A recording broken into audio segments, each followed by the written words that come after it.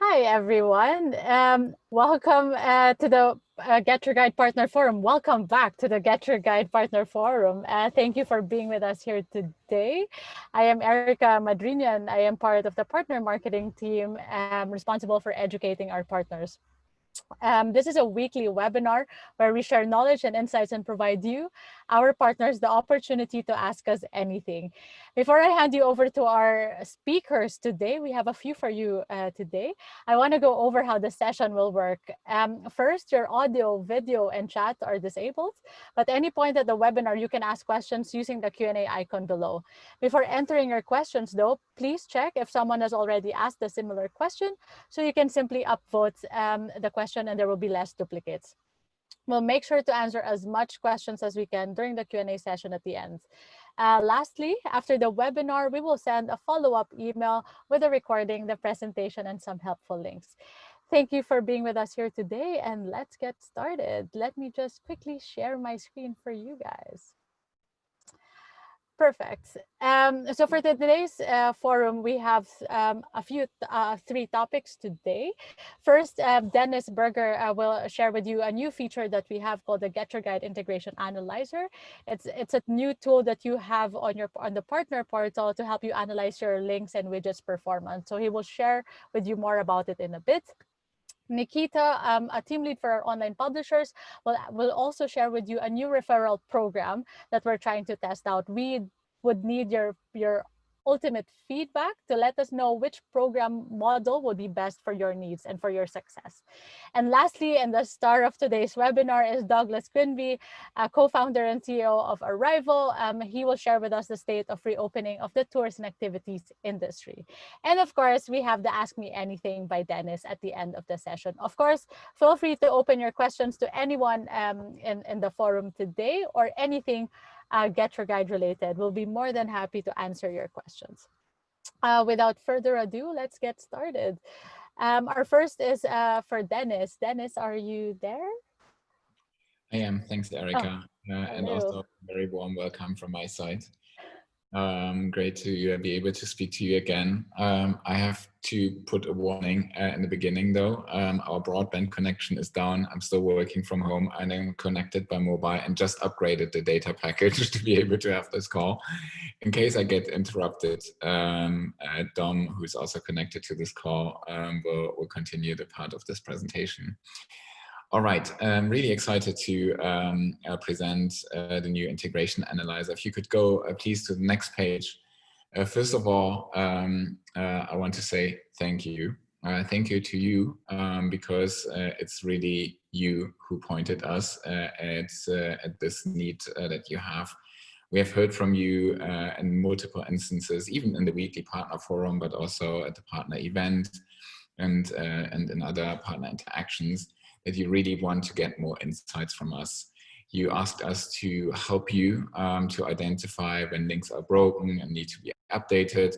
You told us that you would like to understand better how you can improve the commercial performance of the integrations that you have.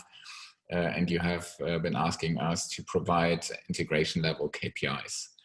And this is just high-level aggregation of the feedback that we have received from you. So first of all, thank you for that. Now, moving on, what we have done is that we have added a new integrations dashboard into the analytics section of the partner portal, which here you can see a mock-up of it. It's basically giving you an overview of the integrations that you have. It's showing individual integrations that you have, no matter whether it's a link, an activity widget, or a city widget. And it's providing you a status update. Good means great, no action required. Broken means there's something wrong in the link and it should be reviewed. We make it easy for you to review it by actually providing the location as well as what it's connecting to. We do update, that's a frequent request from you, and we on the one hand update it automatically, so you don't miss any opportunity to generate a sale. but also highlight which one it is in case that you have a very personal recommendation of a very specific to an activity, so that you see it and can adapt the content if necessary. Then we're also calling out whenever your partner ID is missing and needs to be added to also avoid leakage. Now, moving on, what you have to do in order to actually benefit from this new feature is that you need to install an analytics code. You need to install it once for a website by adding a script into the page header. And there's really 3 ways of doing it. There's only two ways on this page. You can do it manually, installing the script, and we make it easy for you to copy it to the clipboard and then add it. You can also use the Google Tag Manager to do it, and alternatively, if you're using our WordPress plugin, that is doing it automatically for you. Now moving, and by the way, you also see an FAQ section that is linked to it. You will actually see what I have added in here as a screenshot when you are accessing the analytics portal and you haven't installed the script. This is what you see. This is basically the instructions of how to do it. And it's also embedded in the different integrations. So when you're integrating or updating a widget, you're also prompted to do this. Now, moving to the next page, in terms of benefits, how this helps you is that first, of course, it allows you to track the status and measure the performance of every single link and widget that you have created. You get an automatic update of inactive links, so you don't lose opportunities for getting attributed sales. You avoid leakage from not having added the partner ID. You save time because it only needs to be installed once. And what is very important to call out is we have developed it in a way that doesn't have any negative impact on your website's performance. So next question is, where does this lead us in the future? If you could go to the next page, thank you. We will, of course, keep adding insights and analytics that help you understand the performance, understand what type of content is performing well, what type of link is performing well, what is the best integration format, whether it's a widget or a deep link. But we will also, and we have already started, analyzing the performance of different types of integrations. What we can do now is we can basically create peer groups. So I identify similar partners with similar integrations, reaching similar source markets, and are linking to or writing about similar destinations, so that we can create peer groups and then give you benchmarks of what you could do based on the benchmarks in order to improve the performance. And further outlook, a bit further ahead, is that at some point in time, not too far away, we will also enable automatic integration optimization, but this is an outlook, so don't expect it for this quarter or next. And of course, it will always be opt-in, so you are always in control of what is done, and you can activate it in one way, in a very focused way, if you want it, in order to basically save you more time and make sure you make as much revenue as possible. That's the update. I'm very excited. We have been working on this for quite a while. And I can really call to action, only encourage every one of you to install the script. I should also point out that in some future promotions, it will be a prerequisite to participate in a promotion if we do one. So also for that, but that shouldn't be the main reason for doing it. It's just a side comment. All right, now excited to hand over to Nikita, a new team member who joined relatively recent and who's working on some of our most important programs. One of them being a referral program, which he would like to consult you on now in terms of different options that we were considering. Nikita, are you ready to take over? Yeah, thank you very much, Dennis, for presenting me. That's a very warm welcome, and I'm really happy to be here, guys, with you. And it's a very pity that I cannot see you all in person, and we have to be in such circumstances right now. So Erica and Dennis told about the referral program. So I'm going to be highlighting this, that we are currently designing a referral program. And I wanted to have a talk with you. So a short survey so that you can answer the questions on which referral program of those that the ideas that we have generated you feel most comfortable about, which one is the most appealing for you as well. So let's move on to the next slide.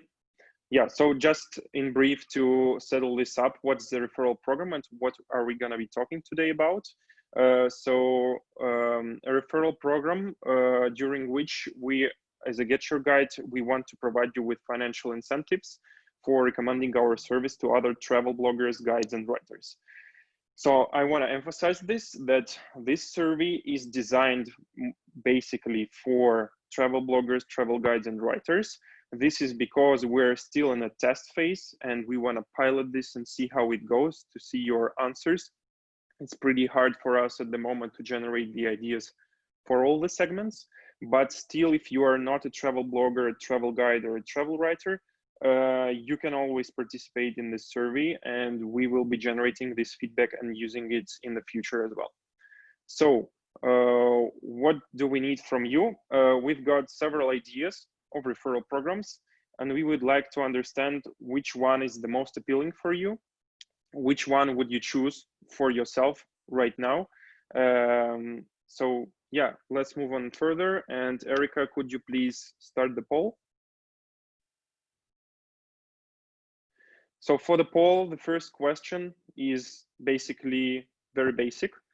I want you to choose the referral program that you would most likely participate in. There are 4 options that we have here. First one is receive 1 month of increase in commission by 1% when your invited partner generates 6 bookings in total. You receive 1 more month of 1% increase when they generate 23 bookings, etc. The second option B is earn 2% of total value of bookings your invited partners make. Option C is earn €2 per every booking your invited partner makes. And option D is earn €10 only for the first booking of your invited partner. So take your time to finish the poll. I think we can have a bit more time here. And if you have any questions concerning the ideas, you can write them in the Q&A. I will be answering them after you finish the poll. So I want to just gather your general feedback on how do you feel these definitions and which one is the most appealing for you.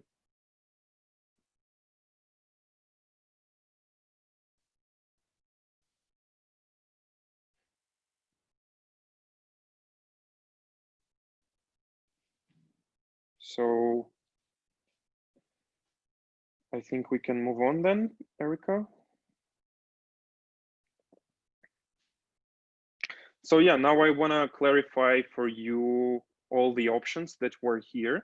So the first one was receive 1 month of increase in commission by 1% when your invited partner generates 6 bookings. So for example, you're the orange circle here and you have an average earning of €100 per month and you have 8% commission with GetYourGuide. Let's estimate that you invite 3 new travel bloggers that start generating content. One of them generates 1 booking on the website. invite B generates 2 bookings, invite C generates 3 bookings. So in total, this is like 6 bookings from your referred partners. In this case, you receive 1% commission increase because you got this threshold of 6 bookings. You get this 1% commission increase for 1 month. So next month, if your average revenue is still 100 euros, you will be having 9% commission instead of 8%. So you're going to be earning around 112 euros in revenue for yourself. Next one.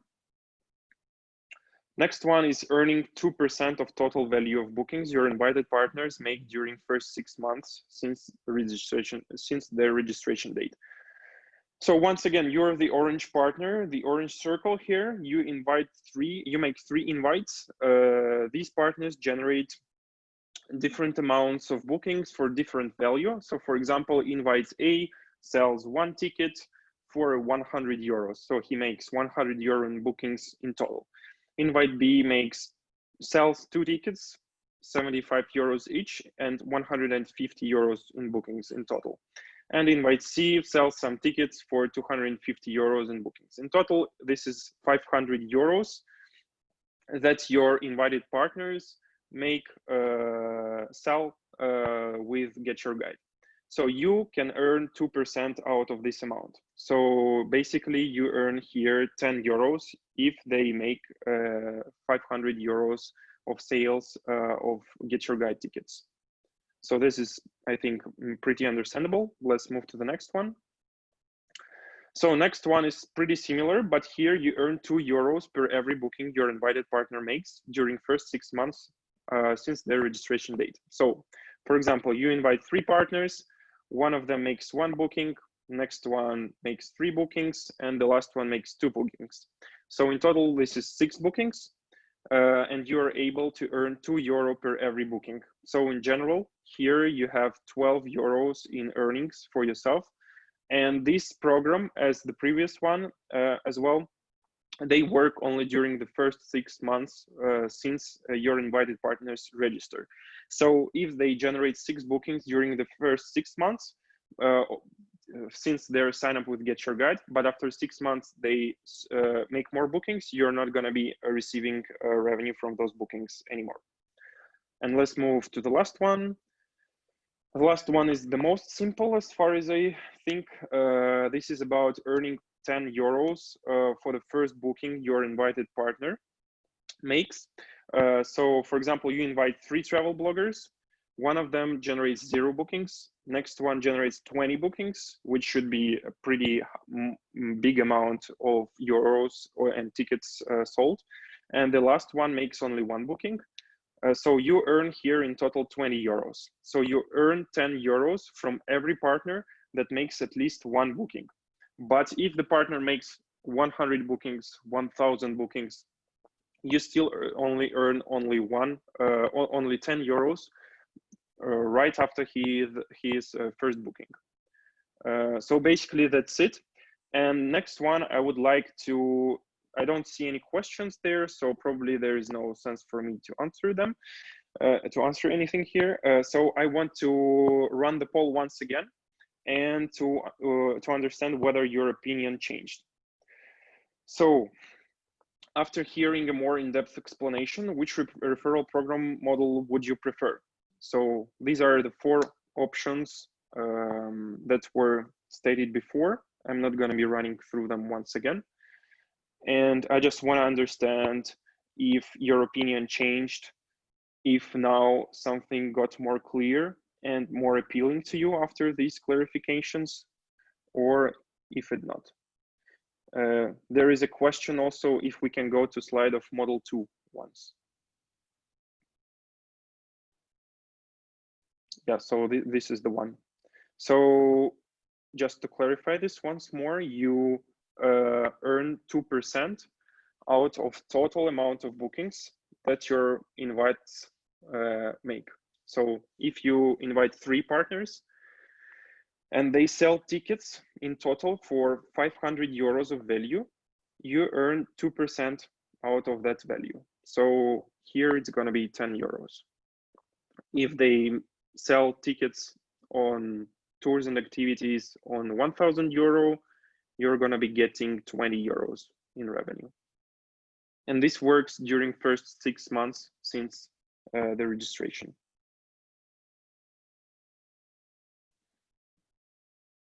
Somebody's writing none of the above. Yeah, if none of the programs look appealing to you, that would be great if you could write it here. Why is that? So that we can adjust it and probably think once more. Is the link of referral will be available in our platform? I have referral many times. Yes, so ideally this is of course going to be available in our platform, and you're going to be able to see how much referrals you made and why you are having that much money in revenue.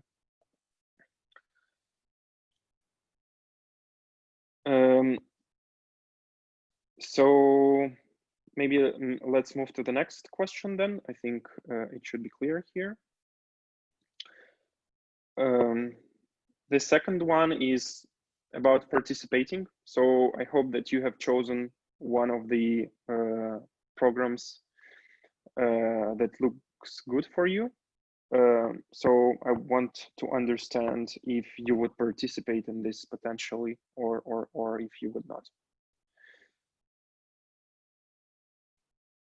I see somebody writing that 6 months cutoff no good. Well, that's how it is. You can propose here which amount of time would be good for you, or if you believe that you would like to have it unlimited or something. So please share this with me.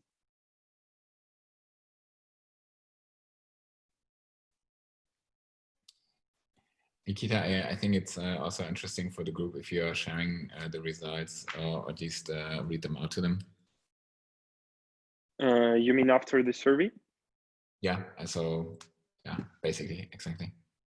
Yeah, okay, we can send the results. We were thinking actually not sharing it first. Okay. So guys, but probably I'll be sending them to you so that you know. And the last question, please.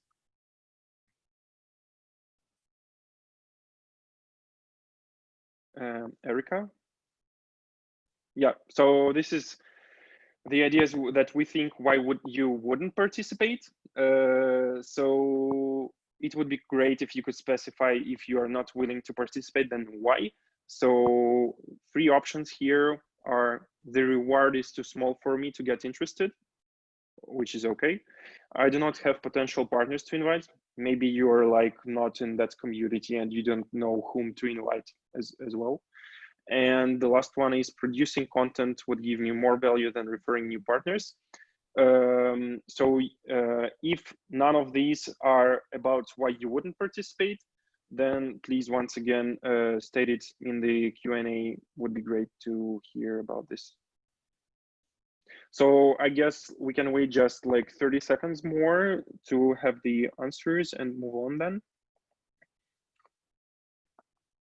So somebody's writing, it depends on how this is implemented. I want my visitors to focus on buying tours and tickets without being distracted by my earnings model, inviting other publishers to join GetYourGuide.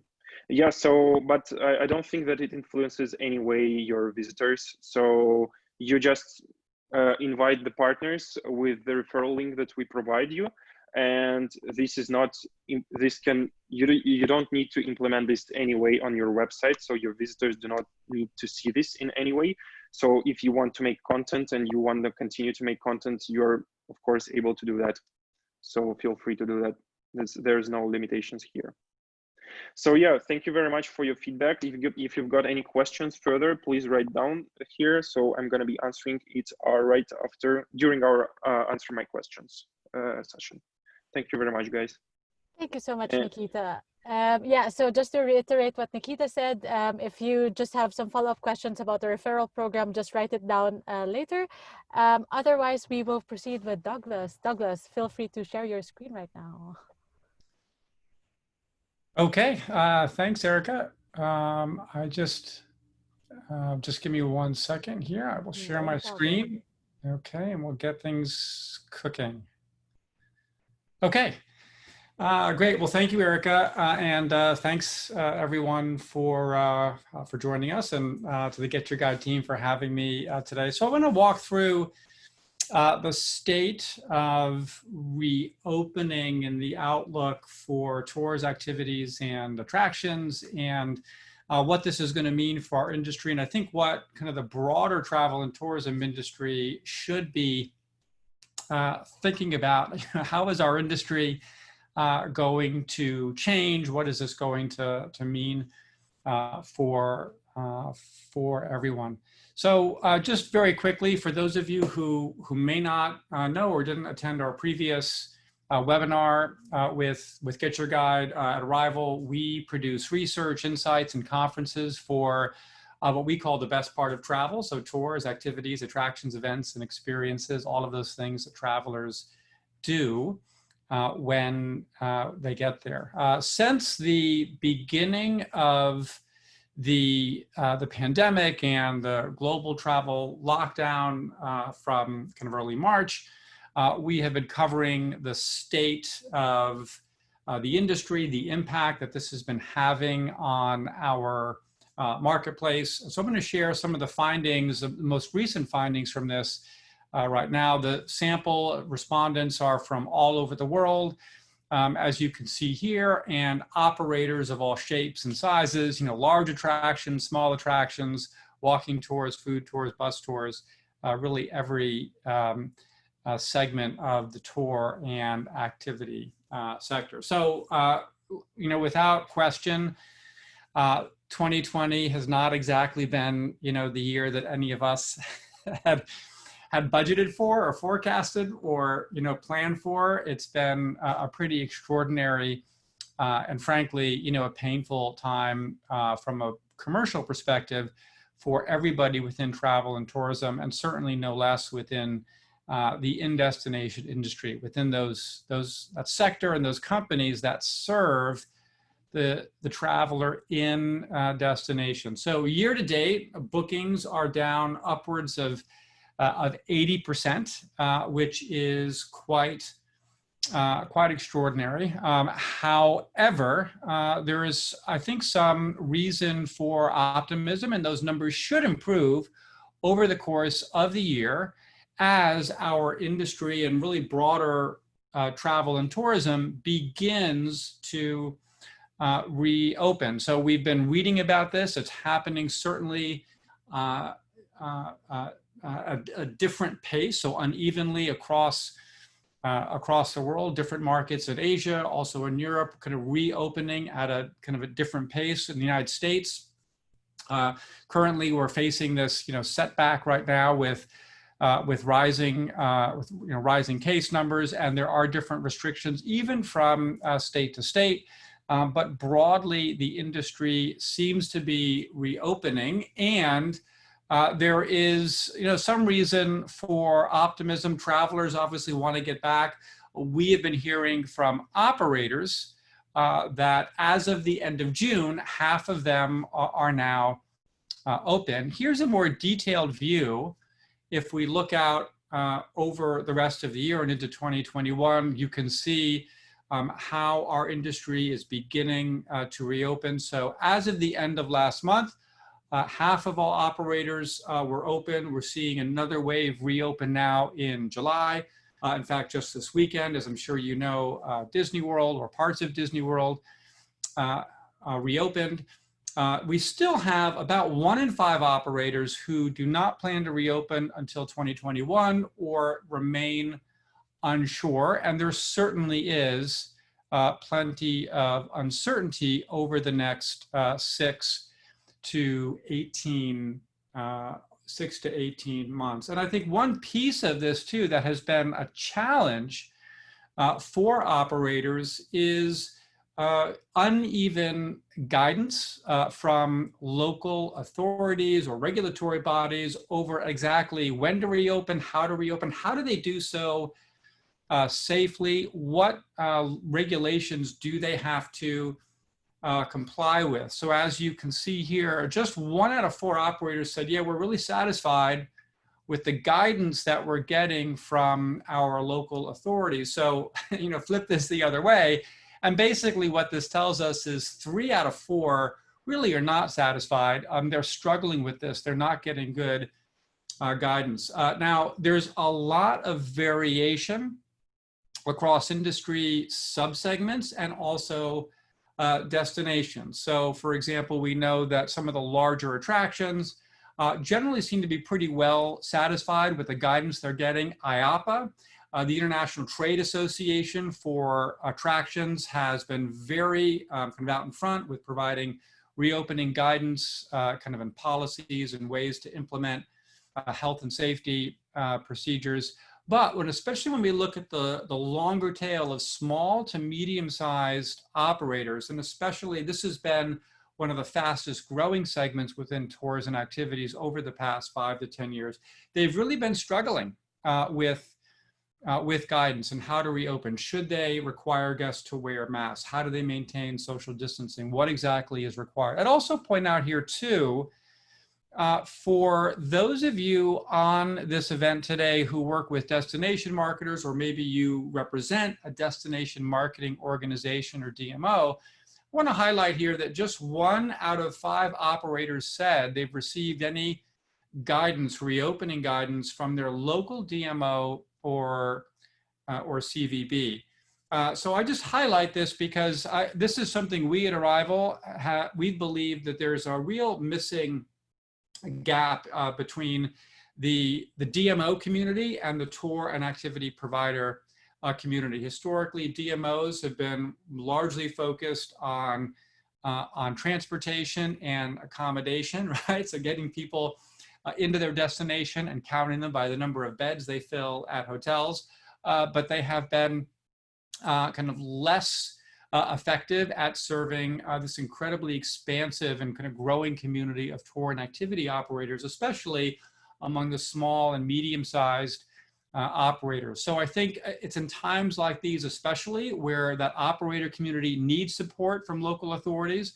And I think there's also a real missed opportunity among DMOs to provide services or even rethink kind of membership or constituency programs to be able to bring more of the long tail of small tour and activity operators into their membership, into their community, and to serve one another. I think the broader travel industry would certainly benefit from better collaboration between DMOs and tour and activity operators. So there's a lot that we can cover around reopening, and we have some detailed kind of research, which you can also download at the arrival.travel site. It's free to download. I'm just going to highlight 4 things that I think are really stand out and we should all keep in mind as we see this industry of ours begin to reopen gradually and cautiously. So the first is, it's important not to mistake reopening with fully operating, because that's not at all what is happening.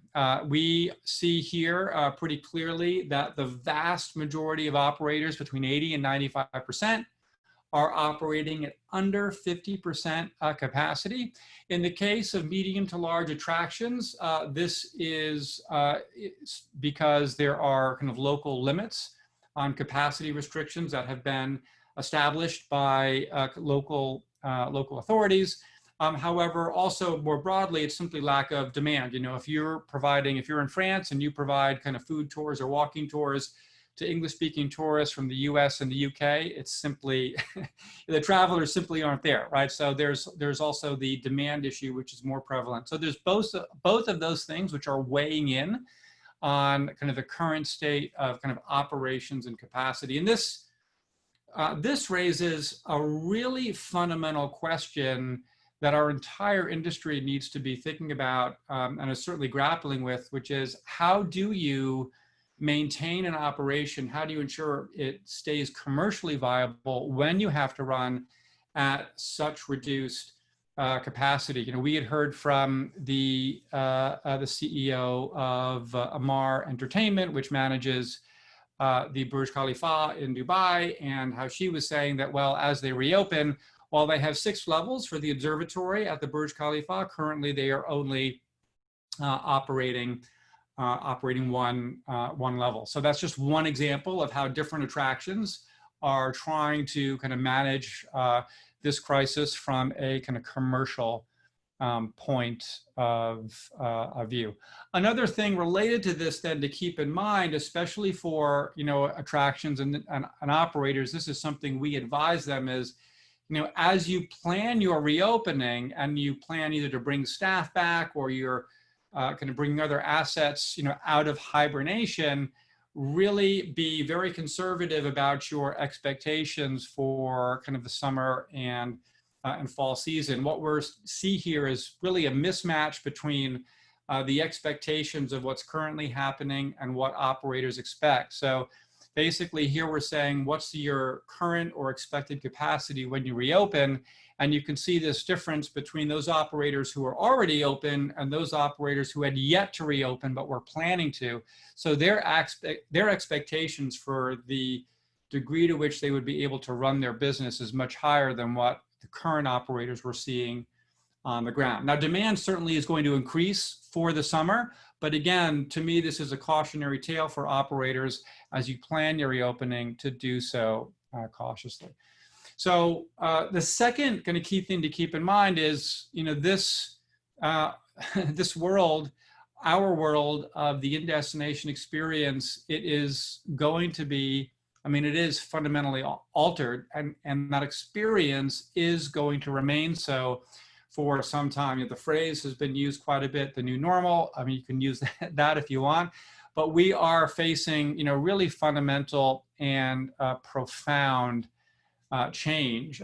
So here is some of the detail that we've looked at in terms of the operator policies mandated by local authorities that operators are currently initiating.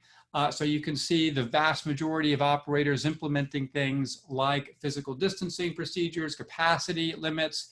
They're requiring their staff to wear masks, and a number of other things. In the case of attractions in particular, a significant percentage are installing physical barriers where they have kind of ticket windows or other places where staff are directly interacting with high volumes of guests. So there are a lot of changes that are taking place and that are being mandated by local authorities. And this will, of course, fundamentally change both the guest experience and also the kind of the commercial operation of the attraction. And this isn't related to that kind of first key theme.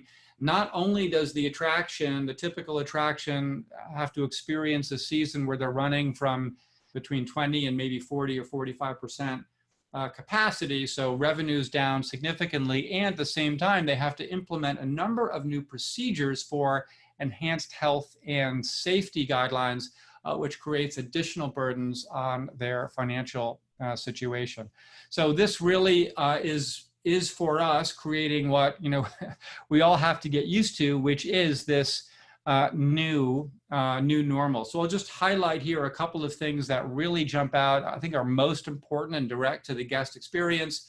So the vast majority of operators implementing physical distancing procedures, such as kind of when you line up at 6 feet apart. Largely those operators that are not implementing this, so especially on the tours and activities side here on the left, these tend to be your smaller operators or operators that are doing more adventure or outdoor experiences, where physical distancing is much more easily or kind of naturally incorporated into the experience, or they're running small private tours or experiences, so they may not need to implement kind of very strict kind of processes or procedures. But it's good to see the vast majority are implementing this. We also wanted to ask the question specifically about requiring guests to wear masks. And what's encouraging to see here, on the one hand, is more operators are requiring their guests to wear masks than are required to do so by the local authorities. In other words, that blue is what is the local regulation. So about half or 48% are required to have their guests wear masks, but a higher percentage are optionally requiring their guests to wear masks, even though they're not required to by local authorities. From our standpoint, we'd actually like to see this number be a little bit higher, and we are advising our operator community to do so and to be very public about it, because I mean, and not just for the very obvious health and safety reasons that all of the global medical professional community is advising us, but also because it's good for business and it is important for customers. They really want to see this kind of confidence, and health and safety needs to be put front and center. There's a lot that we could talk about here on this specific issue, but I just want to highlight one thing. So there's been an ongoing traveler sentiment research work that's been done by Longwoods International and Miles Partnership, where they looked at kind of traveler attitudes around the pandemic, around their willingness to travel, the types of travel they're taking, what are some of their top level concerns around health and safety and confidence. There's a lot that we could dive into, and we cover a bit more in the research survey, and it's all available for free online. But I'll just highlight kind of one point that really jumped out for me when they asked respondents simply to respond to this statement: I plan to participate regardless of any health or safety measures implemented. Basically, they wanted to find out how many completely intrepid travelers are there who would engage in travel and experiences and activities irrespective of any health and safety measures taken by the operator. Well, that percentage is pretty small, which means not a lot. So when we, as an industry, want to get this much larger percentage of the traveler population back and engage with us and feel comfortable and confident to come out and experience our destinations and to experience our experiences, then we have to be out in front on the health and safety issue. So here's just one example. I live in Atlanta, Georgia. So looking at the Georgia Aquarium website about potentially taking my kids there, and right when you go to the home page, this image comes right up and tells you exactly their situation, some of the things that they're doing, what they're doing in terms of health and safety. I myself personally would like to see them require masks rather than to say that they are strongly encouraged. But this is the kind of communication that we see really needs to take place to really get kind of broad acceptance and confidence among the traveler population to kind of get back out there and to experience our industry. So we cover a lot of detail on some of the things that that operators are doing to communicate with their customers. There's some important variation by attractions versus tour and activity operators. So I'm not going to go through all of this here, but I wanted to give you some of the sense of the detail that we have available in in the research. I'll just highlight one example, and I'm going to go back to the Burj Khalifa again because the statement that the CEO made really kind of stood out for me. So she was sharing that the typically kind of pre-COVID, pre-pandemic, their approach to managing the observatory and the guest experience, of course, was that it would be a really amazing and immaculate experience, and it was always pristine and perfectly clean. However, they also wanted it to be magical, so you never saw any of the cleaning staff. It was always kind of happening behind the scenes, or when you weren't around as a guest or you weren't looking. Now it's completely flipped. So now they want their cleaning staff out in front, present. They are cleaning things in front of guests. They're wearing PPE. They're doing all of the things to give that extra measure of confidence to customers and over communicating about it. So the communication to guests isn't just about, okay, on the website or in advance, it's also on premise as well, and giving everyone a sense that, hey, as the provider of this experience, we are taking this stuff really seriously. Your health, your safety, the health and safety of our staff is the #1 priority.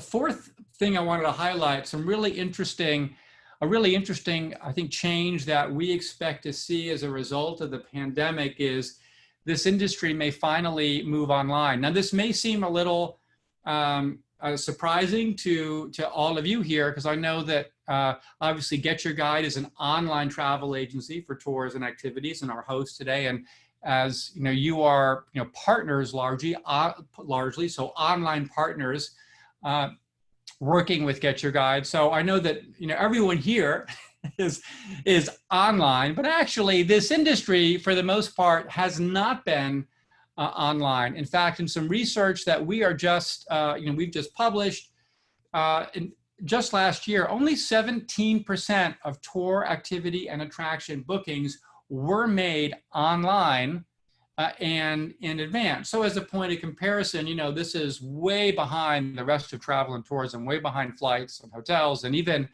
holiday homes or short-term rentals, the majority of which are now made online and well in advance. So there are a lot of reasons for this, why this hasn't happened, which we can go into in the Q&A, but there's always been this big question about the industry. Well, when is this really going to change? When is online really going to grow? But we now see that it is happening quite dramatically, especially among one of the segments of the industry that has been a big holdout, and that is the large classical, attraction, whether it's a monument or famous kind of sightseeing, a cultural site or monument, or it's a museum or an amusement park or an aquarium, simply because it was just most common, for people. They would go right up to the aquarium or the museum, they get their tickets, and they would walk right in. But now with attractions having to manage capacity and kind of the density flow of guests through their attraction to maintain physical distancing, now they have to do all online booking as well as implement timed entry. So here's just one example of the Florida Aquarium, one of the first big attractions in the US to reopen, and they've gone from 35% online bookings last year to virtually 100% now, and they have to do it in order to be in compliance with the physical distancing and capacity constraint limitations that they must meet. So it's very interesting to see this change happening, and we believe this could really redefine the sector and how people think about and book in the future. So I'll just kind of recap kind of these 4 key things that we see really profoundly changing, our sector, but also things for us to really think about and be mindful of as the industry reopens. So first is, the reopening. There's still, lots of uncertainty ahead, but it's very important not to equate reopening with being fully operational. The experience is fundamentally different, and there's still a number of challenges in front of the operator community, and that is what we address in that new normal, that world where we are now embracing a world of face masks, of physical distancing, and other procedures which are redefining our experience. Central to that and communicating that and getting travelers more confident in coming back is being very much out in front with health and safety, the things that you are doing, that your partners are doing. And again, this is communication and messaging that needs to take place, not just online in advance, but also in person, on site, and demonstrated by the staff at the attraction or on the tour. And then the 4th piece, which I think is really good for everybody on this call, is a real shift in from offline booking to online booking, from booking the day of to booking well in advance. Now it's clear we all have to plan our experiences. We have to make sure we can go. We have to make sure it's open, that we'll have a space, and the attraction side will need to manage that as well. So we cover a lot of this in a paper that we've done in partnership and some research with Get Your Guide, specifically on ticketed attractions. And this is available at arrival.travel/research. So we have some insights there, as well as our full survey on the state of reopening and other research that is available on the tours, activities, attractions, and experiences sector. Most of it is free, not all of it, but most of it is free, and so you're welcome to go here and peruse and download. And with that, I think that brings the presentation to a close. I'll stop sharing my screen and hand things back to Erica, and if we have any questions, I'm happy to to take a few if we have some time.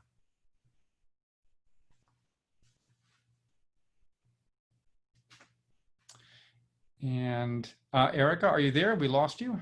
No, Erica had to go, but I can coordinate the Q&A. Thank you very much, Douglas. So we have one question from Thomas. Hi, Thomas, and thanks for your question. It's for you, Douglas. I appreciate this in the realms of crystal ball gazing, but are forecasters in the travel industry thinking about modeling for a second wave of the pandemic? And of course, some destinations are not out of the first stage yet. What's your point of view in this? Well, yeah, there's a few things there. So I think first of all, it's important not to equate forecasting with crystal ball gazing, right? So I think any good forecaster would agree that it's it's not about predicting the future. And if you certainly look at something like the direction of the virus, if there's going to be flare-ups, if there's going to be a second outbreak or a second wave, I am certainly, I'm in no position to predict that. We can look at kind of models and what medical experts are kind of saying about this. But it's very important not to equate forecasting with making predictions about the future. Forecasting is simply here's what a possible future could look like, and the purpose of that is then to be able to say, okay, what do I do? How do I plan my business accordingly as a result? What are some contingencies that I should prepare for? With regard to the second part of the question around a second wave, again, this is one of these unknowns. We've certainly been hearing about it quite a bit, and I think certainly there's some expectation that restrictions would have to be reimposed. We are seeing this right around the world as there are flare-ups, whether they are in Germany or they're in China. We now see here in several states in the U.S. where now we have governors there reconsidering, kind of reversing the phased reopening of local economies because of, this isn't a second wave in the US, it's the first wave that I think was never really put out. Then the expectation is there's going to be some pullback. But I personally, my view on this, and in terms of planning from a business perspective, and I can say how we're doing this at Arrival is, we are planning for worst case scenarios where we could see a significant kind of negative impact on travel and tourism and our own particular business well into next year. And we all have to plan and model for that while also kind of hoping for the best and being prepared to restart our businesses very quickly if things go better than we might otherwise expect. Thank you very much, Douglas. So there's not yet any other question. If there's any other question, please keep posting them in the Q&A section. I would suggest perhaps Nikita, in the meantime, you could deliver on my promise to share some of the poll results. Yeah, sure, guys. We're gonna be delivering some poll results with you. They're gonna be high level so that you can understand what did you prefer to choose actually in terms of all of you in general.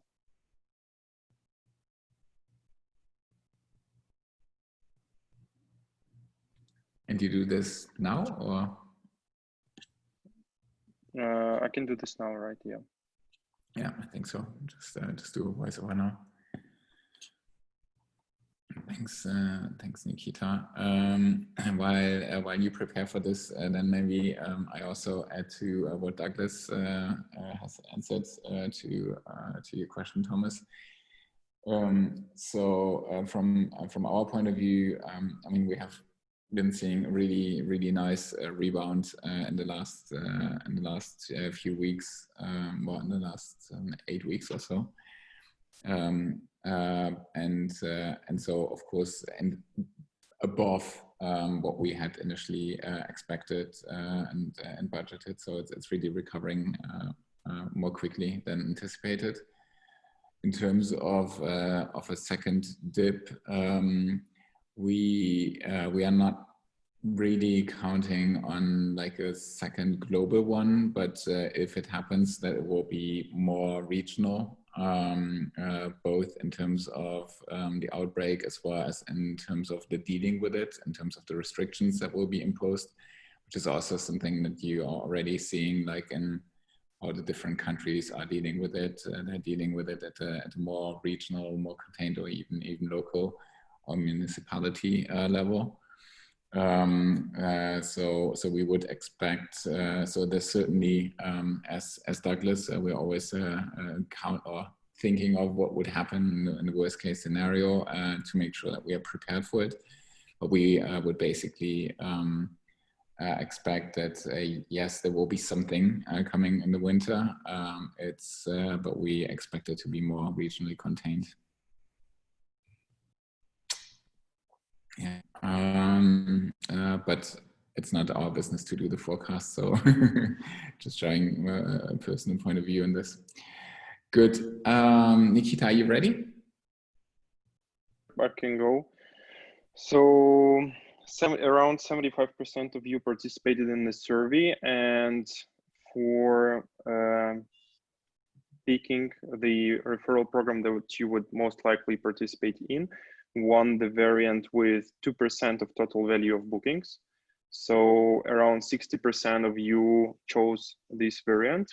And after this, the next one goes, they earn €2 per every booking, which are pretty the same, but the percentage was more appealing to you. After the in-depth explanations, the 2% value still is the most appealing for you, but the next one now goes receiving 1 month of increase in commission by 1%. And as for participation, most of you said, like 3/4 of you said that you would like to participate. And also 20% said that you would need more information to answer this question. So we would definitely do our best to provide any info there. And as for blockers, why you would not be willing to participate, the first and foremost blocker is producing content. So as you consider this giving you more value than referring new partners. So to summarize this up, the winner is earning 2% of total value of bookings. Most of you would like to participate, which is great news for me, guys. And for blockers, you want to focus on content here, right? Thank you. Thank you, Nikita. There's no more question. Last call out if there's any last question. Otherwise, it's also 6 o'clock. We reached the end of the session. So, okay, there's one more question. That's the final one. It's coming from William. Hi, William. Thank you for the question. Has the new GetYourGuide Analytics Integration Analyzer been enabled? I installed it when it was announced last week, but haven't seen the new tab in the analytics section yet. Does it take some time for it to analyze the data? Yes, it has been enabled. Thank you for installing it. And yes, it does take a bit of time to analyze the data. Dom, I'm not sure whether you know when it will then be for the first time visible. I'm usually working with 10 days as the assumption.